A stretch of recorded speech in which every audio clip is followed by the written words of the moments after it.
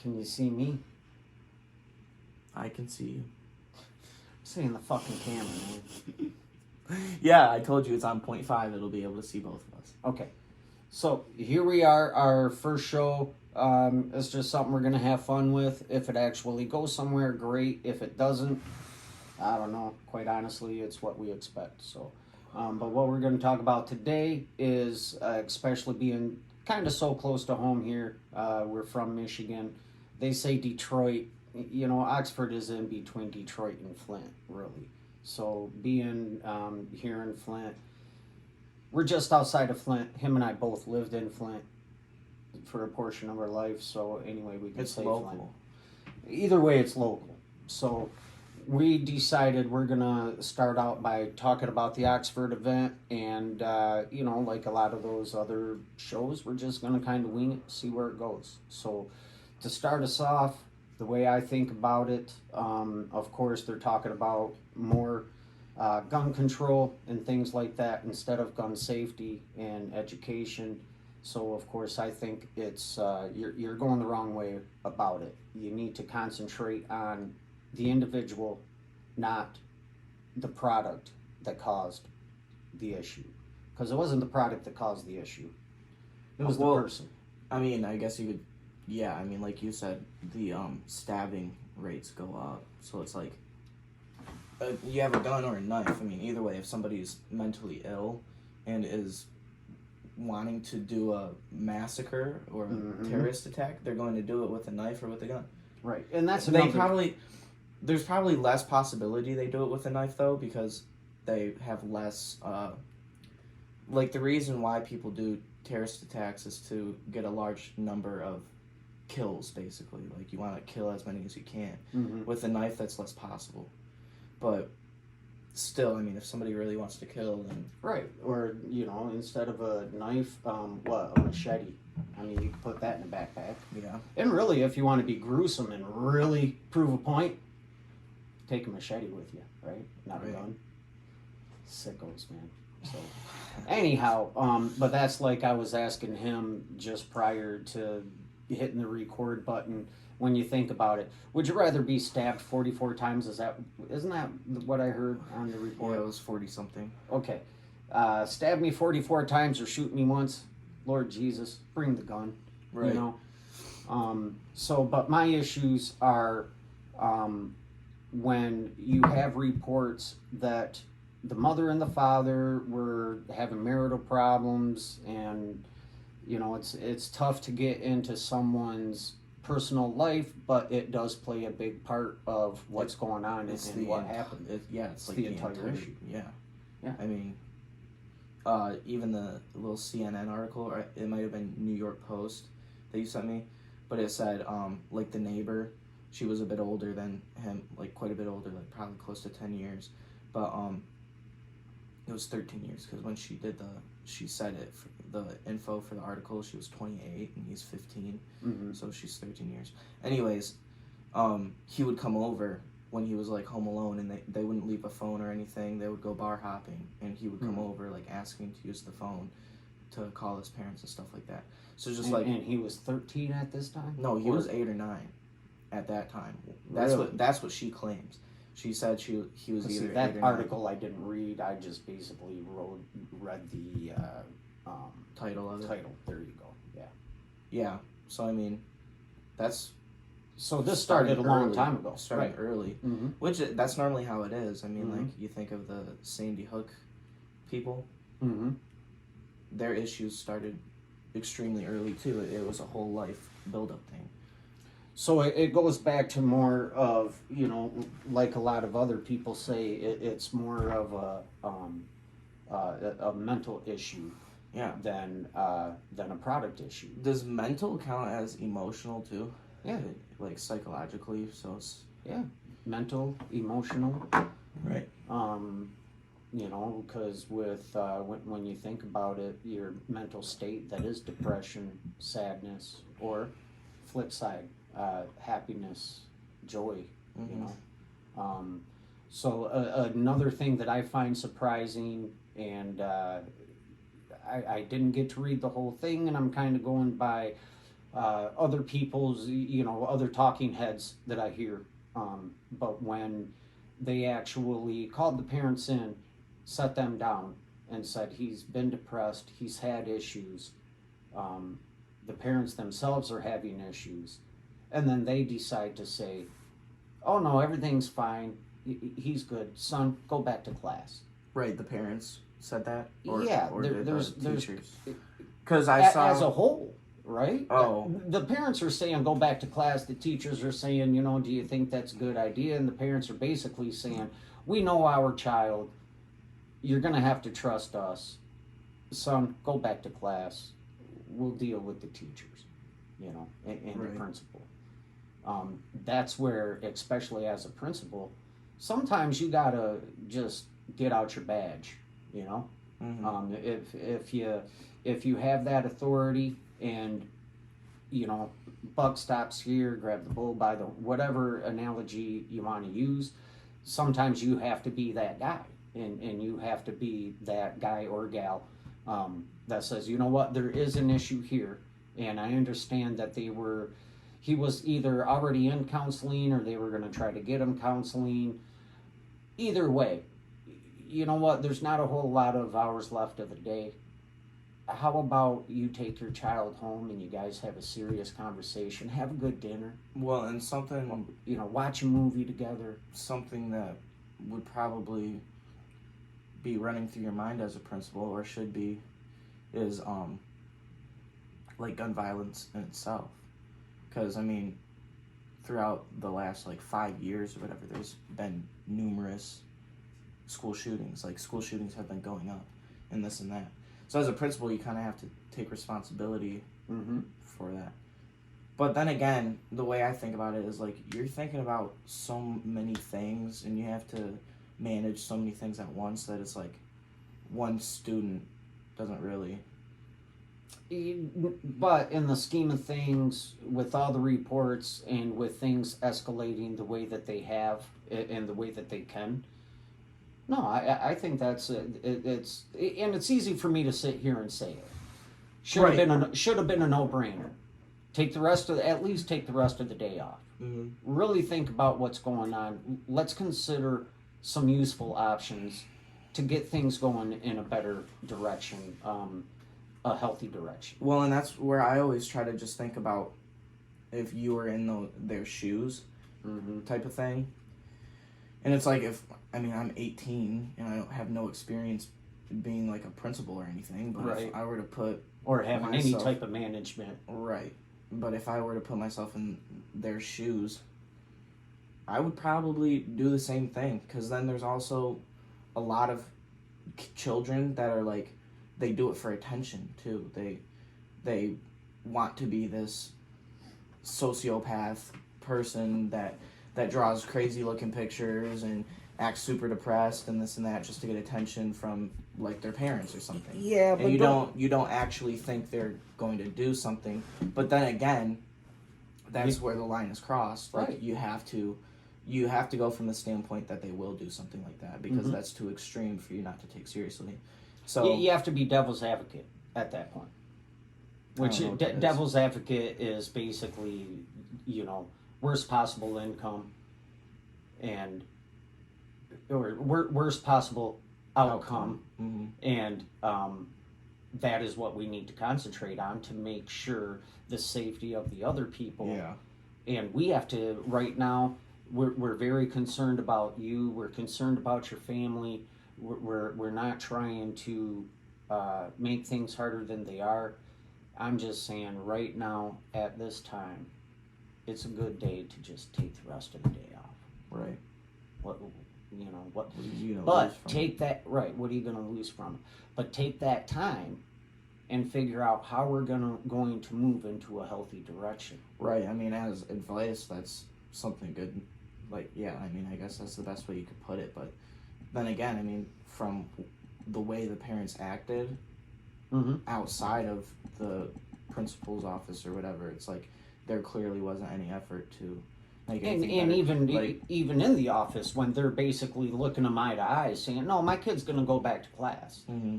But still, that's where you say, you know what, right now I have the authority that that's not going to happen. Well, and I saw that was the same day that he did the school shooting. That was like hours before he did the school shooting. Oh, that's right. So we are talking the same day. And see, I thought it was a few days after that. And the parents knew that the gun was missing.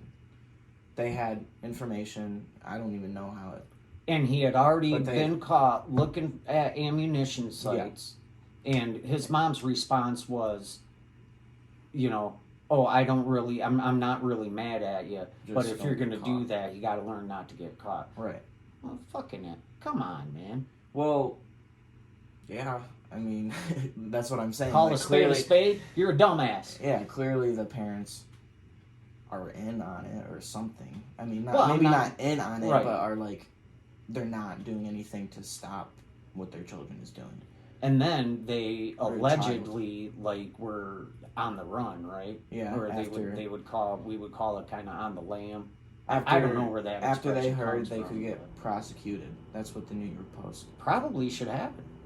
Well, I'm saying the New York Post said after they heard that they could get prosecuted, they head off towards Detroit, and they were found the next day in like a Detroit art museum or something like that for some reason. That sounds like where you and I are gonna hide, right? They'll never catch us at the museum, and we'll like what we're looking at, right? Huh? I don't. Wow. If you're on the run, wouldn't you be hiding in a freaking chain of motels and shit like that? Like, yeah. Or you wouldn't be out in the open. You'd get out of state immediately, I would think. I would think. But then you really can't run. No, from something it that doesn't serious. Matter. No, they're gonna catch you. Yeah, they're gonna catch up to you, and they should. And you shouldn't run from that. But it kind of shows and proves if they're gonna do something like that, they were already running from the problem, right? So I'm not surprised that when the shit really hits the fan, automatically that's their first thought. I mean, is to just get away from it and not face the problem and the issue that should be faced. And here you're really just at that point, aren't you really just leaving your love and blood in the fucking dirt, man? Mm-hmm. I mean, give me a break. Well, they clearly didn't give much of a crap about their kid. I mean, to begin with. At least it seems, from like an outside perspective, that's what it seemed like. But it's like, or maybe their way of showing love was in that weird, evil manner, like doing messed up shit, and like that's their way of bonding is by like going out and shooting squirrels or some shit. And well, I know that she put on Facebook, we were playing with the new toy or something, and they were target practicing or whatever. Yeah. And that's where that's like when we go up to your grandpa's. That's a great bonding time. Mm-hmm. You get out the rifles, a few handguns, you do it properly. And how do we do it? The chambers are open, the clips are out. And even then, every time we pass one over, we make sure make sure the chamber is open, safety, all that. You go through all the protocol. Yeah. And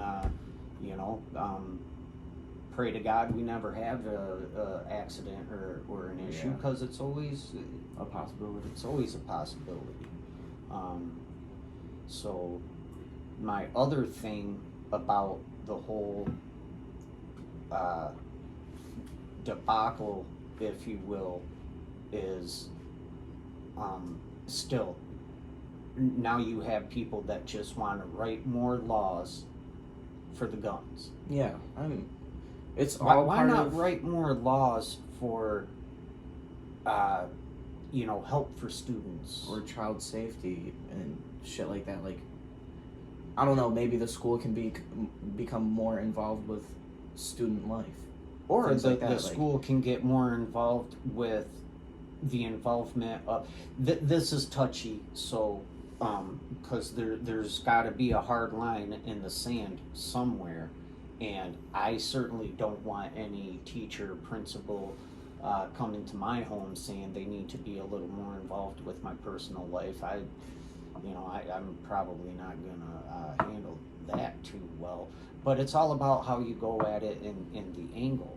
Like I say, kind of going back to the day that it happened when first they were sitting there, and um, let's try to figure things out with a counselor to get y'all moving in a healthy direction, and let's bring your child up out of the pit, if you will. So all in all, that's where I kind of just, that's where you need to put your concentration. You need to put your concentration on the people, not the product. Right. So and gun laws, what's that going to do for having children steal your guns? I mean, yeah, take guns away, but then again, like, going back to the stabbings, you're just going to keep having stabbings. There's weapons. Or then you take guns away, people are illegally going to be carrying guns whether you like it or not. I mean, period. It's just like during the alcohol prohibition, people continuously drank. Or even weed. Yeah. I mean, the day that it was made medically legal, that was a bunch of bullshit. I mean, all you had to do was go to a doctor, and they say my just back signed, hurts. Yeah, they just signed the papers. My They back just hurts. I want have money, anxiety. whatever. So it does. It goes back to where there's a will, there's a way. So let's not have our will be the way of taking the product away. Let's have our will be the will to actually try to help each other and improve mankind. So, any other? Let me shut up. And what can you add or take away? Or really, the only point that I have for them trying to take away the guns is like it's all part of the agenda that I always talk about. It's part of the, not even propaganda, but it's all part of the New World Order scheme. It's like you gotta, like I said, it's step one, you make money invaluable. So inflation, there you go. Step two, you take guns away. So there's no power between the people. And actually, step one is really divide and conquer. Right, which is, Biden has done very good at that. And which is the opposite of what he said he was going to do. Well, and that's where I have a little bit of a disagreement, is because that's been the whole you have Democrat and Republican. I mean, that's the first divide and conquer step. I mean, there's the saying, we're all part, or you're a wing of the same bird type thing. Like you have the left wing and the right wing, but you're on the same bird. You're not the enemy, and that's where I'll always bring up the analogy of the school of fish against the shark. It's like, the enemy here, we're not dividing each other. What's dividing us is the person in power, or not the person, but the group in power. The shark. Yeah. Because ultimately it seems like they're out to get us. Yeah. Doesn't it? Yeah. It does seem like they're out to get us. I mean, for sure. And this is totally off topic from gun violence, but it's like, another thing that always runs through my mind, and the thing that pisses me off the most about governments across the globe, is there wouldn't be the major problems of the planet, like world hunger or cancer, like sicknesses and things like that, if the government was fully in operation to benefit humanity. There you go. Right. I mean, if you were trying to benefit humanity, it would happen. I mean, it's just... It kind of goes back to those values that our country was built on, minus all the people that want to say history and blah, blah, blah, and it was built on racism and slavery. But basically built on values of the Ten Commandments, in a way. And really quick, just going back to... even when I was a kid, it always surprised me when I would read the Second Amendment and it would say, your rights, no law will be written to infringe on your right to bear arms. To bear arms. And I'm like, when I was a kid and I still really didn't have much understanding, and I mean, I'm in grade school, 6th grade, 5th grade, and I'm looking and I'm like, well, wait a minute, there's all kinds of laws that you can't have arms, whether it be a gun or a bazooka, because I like G.I. Joe or whatever, and would watch the cartoons after school, and I wanted a bazooka, And I'm like, well, I'm never going to be able to have one of those because my right was infringed on. But then they're telling me that I have the right to. Right. You're confused right away. Yeah. You know, as a kid. And when you get older, of course, you understand, you know. That's one thing you don't need a bazooka. Right. But that's one thing about philosophy that I like, is you have to be really precise with your words. Like, you have to articulate words are important. what you're saying, like, to the T. So it takes time. If you're really taking it seriously, it takes time just to write down one frickin' paragraph about what you want to get across. Well, and that's why the builders of the language that built this country, they did spend a lot of time, and you're right, it is very precise. Mm-hmm. Some are very simple, and at the end of it, they did say any of these can be amended, because they knew to keep it healthy and to keep it with whatever time at that time, you are going to have to amend it. Especially then.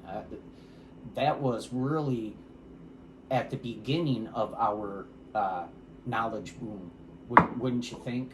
You know, in inventors and What, you know, at the time of when language was made? No, when the language of our country was being written.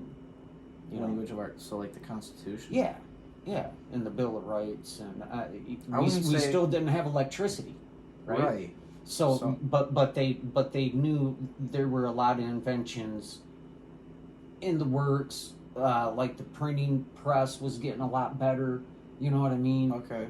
Ben Franklin, he was an inventor, so Ben Franklin knew right away, being an inventor, and him knowing all these things that I'm working on, the great things that can happen, but there's always two sides of a coin, and all of these things could have a bad side also. Mm-hmm. So maybe we need to you're going to have to be able to amend it. Mm-hmm. But then again, you can't just amend the shit out of something to where it is nothing. Yeah. You know? It's like put you on a racetrack full of stop signs. Right. It's not a racetrack anymore, is it? Right. So kind of flipping on to the other thing. So work on the people, not the product, and this kind of falls right into that.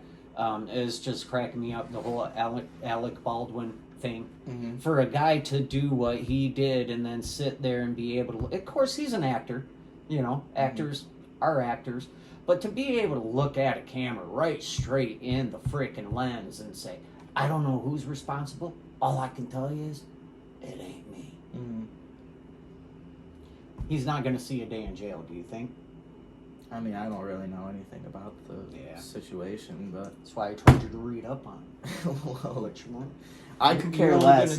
I could care less. And I get that, and that's cool. I'm just saying, if it's going to kind of be part of, you know, like a segue and to just talk about a few different things or things that kind of fit together, you know what I'm saying? And it kind of fits in with what's going on, what we're talking about here. But he's not going to spend a day in jail, but it's going to be just like the whole OJ thing, which you were, you know, not even born. You weren't even a thought in my mind yet, little guy, big guy. But when it comes to the civil action where they get to sue him, and he's not going to care, because what's money matter to that guy? Mm-hmm. You know, they can sue him for $20 million. Here you go. Yeah. I'm walking the streets. I'll make 5 more movies, and all I have to do is make $5 million on each movie. I'll probably make $20 million on the next movie that I do. That's one movie. It's kind of when I would it's kind of when I'd have a few jobs go bad, and I'd be like, you know what? It's only going to take me 2 jobs to recover this. How many jobs do I do a month? You know, at that time. So it's easy to kind of brush it off and just leave it behind you. Yeah. So, but it just really bothers me that. So I'll just ask you, what do you think about? Forget the name and forget the what's the word I'm looking for? Not stature, but you know, with him being an actor. Status. Status. There you go. Forget the status. And just think about him as a person being able to look into a lens of a camera or look into someone's eye and say, I don't know who's responsible. All I can tell you is I'm not the one that's responsible. I had the gun in my hand. I pulled the trigger. All I can tell you is and you pointed at him, and from what I understand, he certainly didn't have to pull the trigger. The camera wasn't even rolling or whatever, or I'd have to look into it more. And well, that's while we're talking, look it up real quick. Look up the Alec Baldwin shit. I don't want to do all that. That's all that. I can, but that's the whole point of the. All you got to put in right now is Alec. Yeah. Maybe It should come up Alec Baldwin. No, it's Google. See, even Google is on his side. Okay, Alec Baldwin shooting is third. Third in line. Well, that is off of searches. It's not. They don't go off of. Well, they could. They can tamper with the algorithm, but the algorithm. Well, right goes there, by Alec searches. Baldwin sued by family of the cinematographer. Shooting animation released. Animation that's basically, cartoon figures showing what actually happened. But what am I looking up? You're looking the for fact that he didn't even have to have the gun or imitate shooting the gun for that scene. I'm just saying, look into like the most basic article about it, what it says about the situation, because for one, all I don't it really is the animated. So if I don't know anything about it, I don't know how accurate what you're saying is, which I mean, I trust you, but either way, I mean, I've heard a little bit about it. Here you go. I've heard a little bit about it, and basically it's saying that Alec Baldwin is responsible for killing a chick on set.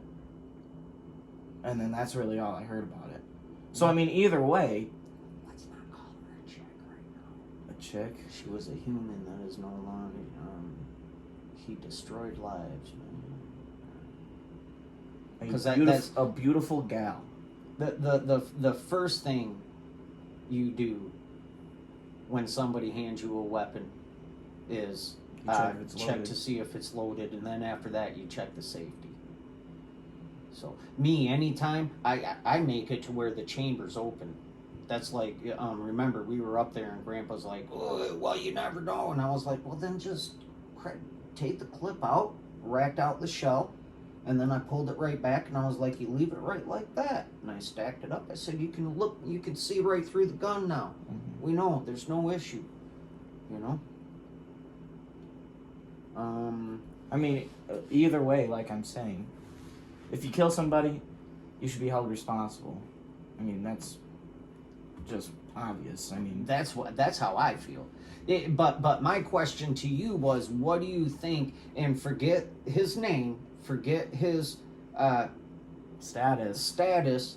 What do you think of a human being that has the frickin' cojones to look into a lens or to look into someone's eye and say, I don't know whose fault it is. I can only tell you it's not my fault. Assuming that it's that person's fault, then I think you're probably not a good person. See, and they were rehearsing. I was sitting, we were rehearsing, and it went off. That's very good. That's what the woman says. So that's not even what Alex says. The woman. What's the name of the woman? Does it say?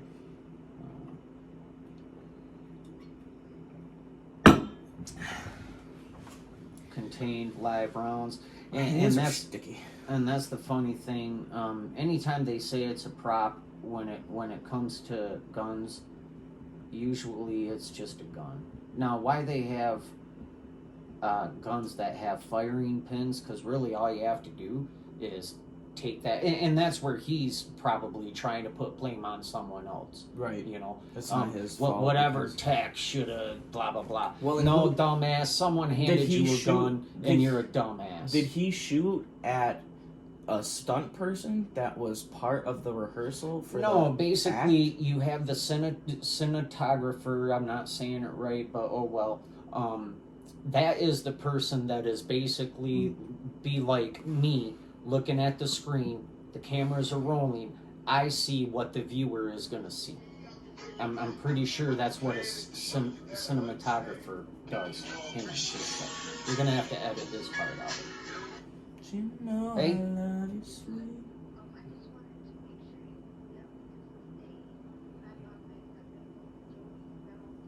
Okay, thank you. Yep, because I'll have the van, so thank you. Alright, see you soon. Bye. Or you can actually leave that in there at this point. People can just go right over it. So that's what a cinematographer does. So basically you got the cinematographer, you got the camera person, you got Alec Baldwin, and then the other person, I don't think it was the director. You know, that's why we should be a little more educated on this if we're going to talk about it. But I go back to my question was a simple question and doesn't really have anything to do with all this other crap that I'm trying to find out.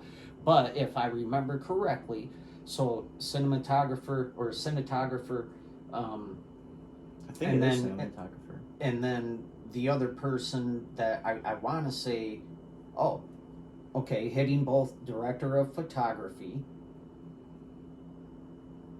and director. Yeah, so it was the director next to the cinematographer.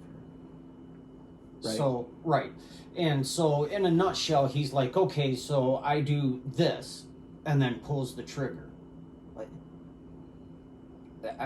that's where I'm like, Okay, for one, and I use my left hand. It's most definitely the right.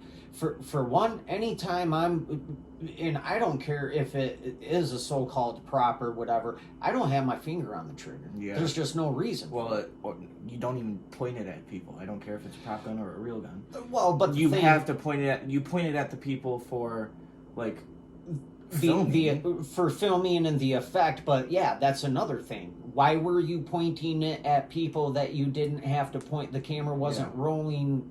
All that shit. They were just, or the camera was, because the cinematographer is looking at it and looking at the angle and this and that. So he, does it to give an animation. And you know what? Let's, seeing as how we are gonna take the time.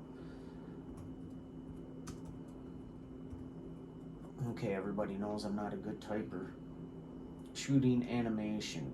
But see, this is where we need to have, like, so you can see what I see. Okay, this is from the New York Post. And I could share it to you. I'll take it off mute. It's a total of 1 minute, 6 seconds. So anyone can,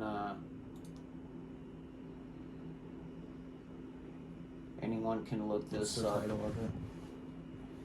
Alec Baldwin shooting animation.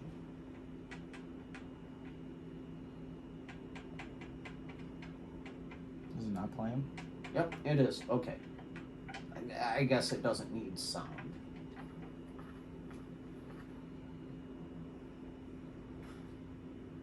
Okay, so they're in the church.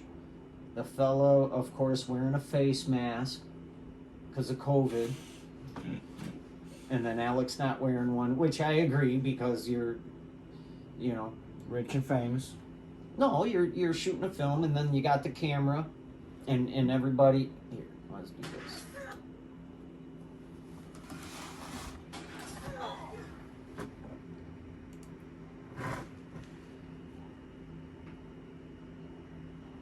And then so you're gonna have the people over here, all wearing COVID masks. Well, you see the camera, so they're taking the angle. Can you see it? So that's how he shoots two people. So look at that. Look at that. You're not even, you're, I mean, so was the take he's supposed to shoot at the camera? You know what I'm saying? Right. Because Like look what? at his angle. Look at his angle. He literally has to come over like this. And I bet that guy couldn't hit the broadside of a barn. But he probably has some experience being an actor. You know, I think, I want to say the reports are he doesn't have a lot of experience with it. Well, and they have the chick in this animation. They have, I keep saying chick, sorry, but they have her flinch. What do you mean flinch? Or not like flinch, but she moves when she sees that he pulled out the gun. Like, see, she kind of head nods and then he shoots.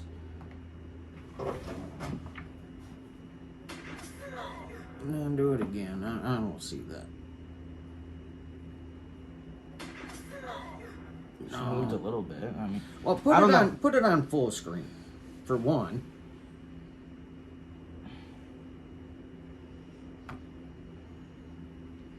I mean, either way. Work it here for us, please. What's the purpose? Because you're saying she flinched. I mean,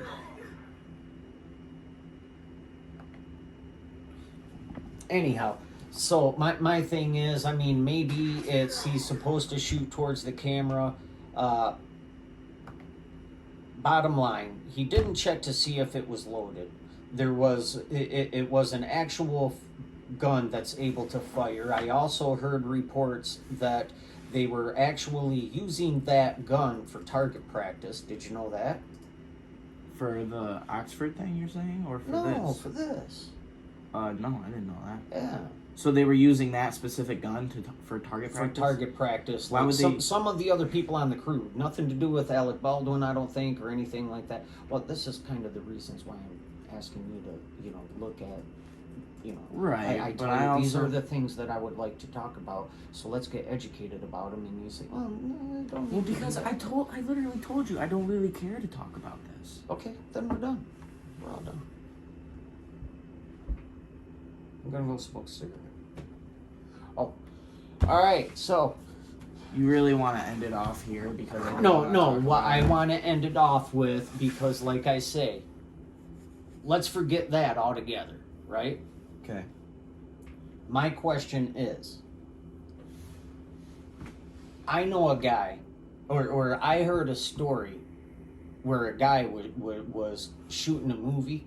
I don't know if it was a home movie or this guy is Dustin Hoffman back in the 70s doing Godfather. I don't know. It was Dustin Hoffman.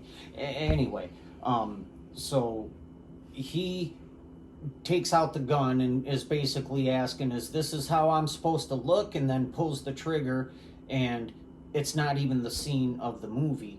Ended up killing one person. The bullet went through that person and hit another person and injured them. And then this person sat in front of a major news corporation. Alec Baldwin. But my question is, okay, forget that it's him. I know. Let's not put a name to it, because you're not even really educated about the story. I know. So much. I'm confused. There's no confusion. Just hear me out. Okay, Dad. That's why I say, I heard a story. I want your opinion on this. I heard a story that a guy was making a movie, okay? This guy was handed a gun. When they're saying, okay, this is going to be the scene, this and that, the guy says, okay, so I'm going to pull the gun out, and bam. The gun went off. It killed that person, went through that first person, hit another person, and injured them. Then this guy is sitting in front of a major news corporation and says, I don't know whose fault it is. I can only tell you it's not my fault. What do you think of that person? Well, I think that there is responsibility with whoever gave him the gun. Do you? Yes, I think there definitely 100% is responsibility there. But that doesn't take away from the fact that you had your hand on the trigger, you pulled the trigger, and you pointed the gun at people. What you're supposed to do. So if you're acting it out, mm-hmm. being sensical and safe and mm-hmm. careful and being conscious of other people's well-being, mm-hmm. then you're going to be sitting there and you're not gonna have the gun in your hand, and you're gonna go. So what I'm gonna do, and like what you did, I'm gonna go like this, and you do finger guns. You do it like this, and I go bam towards the camera. That's what you do. So obviously the full responsibility is on the person that pulled the trigger, whether you like it or not. So Alec Baldwin in this case, it's his full responsibility, but then there should be responsibility for the people that gave him that gun as well. Okay. That's what I think. Especially when it's somewhat their job. That's what I'm hiring you to do A. Right. I'm hiring you to be the prop person. Right. And you have to have the proper props for the film and for rehearsal or whatever it is. Like, if whoever is a part of that whole fiasco, like getting the gun, giving it to Alex Baldwin, knowing that the gun is a real gun, knowing that the gun has whatever is in it, because I'm sure it still was it real bullets? Yeah. That was real bullets. Well, that's the only way it's going to kill someone. I mean... No, because didn't shells kill Bruce Lee? Not Bruce Lee, his son, Brandon Lee. Oh. It was a shotgun, and it was, I think, gunpowder only, but there was just so much gunpowder in it. That it was compact in it. Yeah, and it was something like, even I think maybe the barrel, which, like I say, we would need to get educated on all of this, but it was actual debris. It wasn't a bullet. So debris hit him in a way. And I want to say it killed him instantly. Because what it was is the gun was packed too much, and he was too close. He was too close to the gun prop, whatever. One thing I do want to add, a couple things that I do want to add about this, and of course this is what I heard and seen in other reports. He did not like this woman, had arguments with her. People were complaining, walking off, quitting prior to this happening because of budget issues, safety issues, and people complained of safety issues. Yeah. And there was one other thing. I think that's where I wanted to keep it. Where there were safety issues, there were people that either threatened to quit, did quit, walked off, whatever, what have you, and he was not happy with that person that actually ended up dying. Well, and he was probably not happy with the whole situation too, because he's like the big guy of the film. So what it sounds like to me, he's the producer, right? I don't know if he's the producer or not, but I think Alec Baldwin has produced something. Yes. So if he's probably a part of the production. But what it sounds like to me is this guy is angry that it's not going well. He has irritation. He's not having a good day, whatever. So he decides to let go of some of that anger that he has, and it causes him a big old... Well, like I say, mark my words. What's today, the 16th?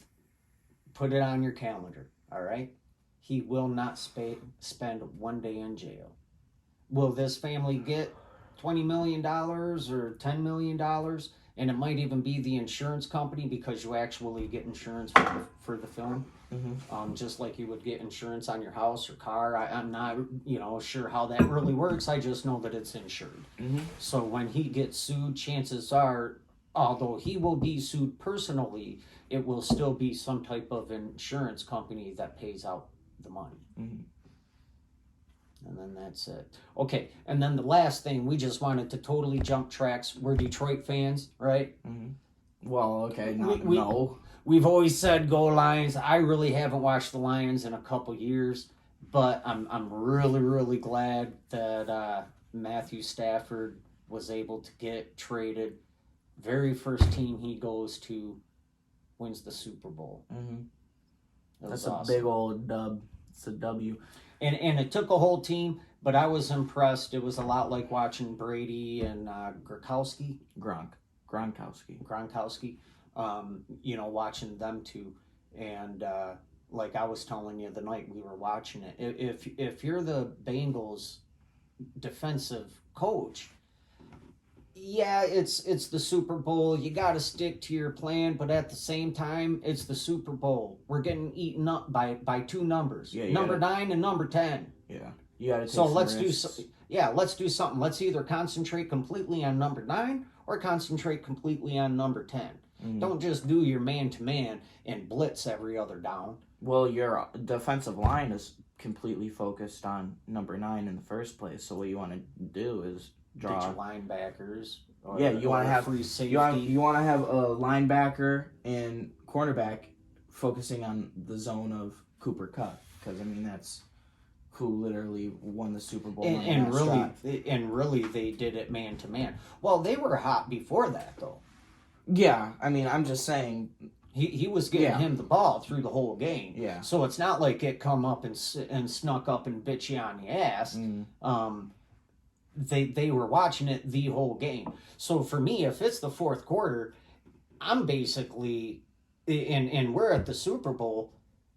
You see the time that you have left too. You're like, oh shit, there's 2 minutes left. So if I'm gonna go down, I'm gonna go down with a fight, man. Yeah. You know, if you're gonna ask me why we lost the game the next day, it's because you know what? I seen what was going on. We were getting eaten apart. I tried to make adjustments to it, and it looks like it was a bad decision. But now he can say, well, you go to the Super Bowl, you stick to your plan. So we stuck to the plan, and we got beat. So I guess it doesn't matter either way. But my thing is, if you would have concentrated on blitzing 2 extra guys every single down, and you start hitting the quarterback and pressuring the quarterback, because he was sacked a few times earlier in the game, that probably would have made a big difference. Or you double team him, or like you're saying, if you're going man to man, then take the free safety and you know, do a free safety defense. Take the free safety and double up on number 10. Although he's a defensive or offensive end, and I don't see too many times where you double team an offensive end. But the reason I say that is because I have seen Super Bowls won more than once with just a quarterback and an offensive end, right? A tight end. Yeah. So, but I'm just really happy for him, and you are too, right? Yeah. Heck yeah, dude. I was so hyped the whole time. I know. And I was at work, and I was FaceTiming Trenton. I was like, dude, you gotta tell me like minute-to-minute updates on how the game was going. Yeah. But and we were trying to get the phone to do all that, and I told you, I helped a little bit, and then I was like, well, I'm sorry, he can listen to it on the radio. That's right. That's what you should have done. Just listen to it on the radio. You don't have a radio. Your phone, you just Google whatever, and it's live streamed. You know. Yeah. I don't know. 100 different ways. Like I always say, 100 different ways to skin a cat. A lot of people don't like hearing that. So I say there's 1,000 different ways to Detroit. Pick one. You know, find a way there. So. Anyhow, that's our first cast. I don't even know how long it went. I don't know if we're going to edit it. I don't know if we need to, because I don't know if anybody's going to watch